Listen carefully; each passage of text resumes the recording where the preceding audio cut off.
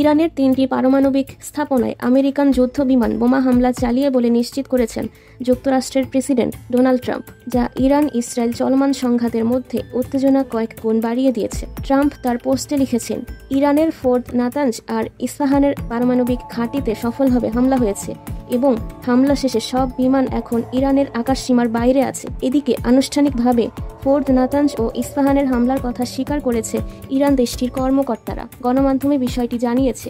ইরানের রাষ্ট্রীয় সম্প্রচার মাধ্যমের উপ-রাজনৈতিক পরিচালক হাসান আবেদিনী বলেছেন, ইরান কিছুদিন আগেই এই 3টি পারমাণবিক স্থাপনা খালি করে ফেলেছিল। রাষ্ট্রীয় টেলিভিশনে তিনি বলেন, ইরান বড় কোনো ক্ষতির শিকার হয়নি, কারণ সেগুলোতে থাকা উপকরণ আগেই সরিয়ে নেওয়া হয়েছিল।